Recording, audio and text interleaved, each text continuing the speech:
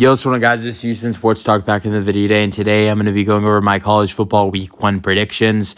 We're going to be going over some games that are going on through Saturday through Monday, and I'm going to be giving my predictions for those games. Starting off with Texas, Ohio State. I'm going with Texas. This is going to be a great game, number 1 versus number 3. I'm going with Texas. I just believe, numbers don't lie. Quarterbacks making their debut against the number 1 team in the country are 0-18. That's a hard number to come by, and it's a hard defense to go up against with the Texas Longhorns.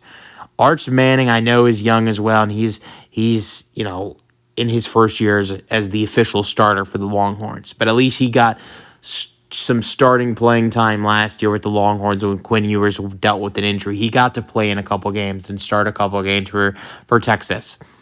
I think that gives Texas a little bit of an advantage. You don't have Arch going into this game today saying, "Oh, this is the first game I've ever played. I don't know what to do." Like Julian Sayin, I think he can be a really good quarterback in college football.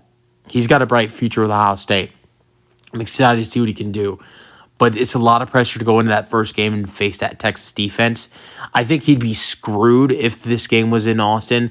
But due to the fact that this is at Ohio State, I think there's not as much pressure, but there is still pressure in that first game going up against that Texas defense.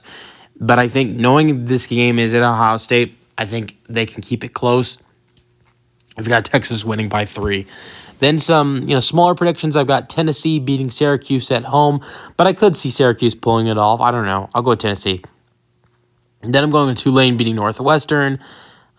Keep going to some. You've got a lot of small matchups in week 1. There aren't a lot of, potential upsets by, like an unranked team beating a ranked team. I don't really see that this week. Penn State, I'll go with Penn State beating Nevada. Georgia taking care of Marshall. These are all easy games. Alabama and FSU on ABC. FSU could do some damage, but I got Alabama winning. Then moving on to the later slate of games, like the night games, you've got New Mexico, Michigan. I'm going with Michigan. Then you've got LSU number 9 versus number 4 Clemson. That's the second best game of the week. And I've got number 4 Clemson. Brian Kelly's never won a game in week 1 as the LSU coach. I think that continues. I really like Dabo Swinney and Cade Klubnik's chances this year in Clemson. I think good things are coming for them. So I'm excited to see what they can do. Then the late night slate on Saturday, we've got California, Oregon State. I'll go with Oregon State at home on ESPN. Hawaii, Arizona. I'm going to go Hawaii. I really liked what I saw from quarterback Micah Alhado in his first game, and he was basically playing on one leg. Utah, USLA. I'm going with Utah. Colorado State at Washington. I'm going with Washington.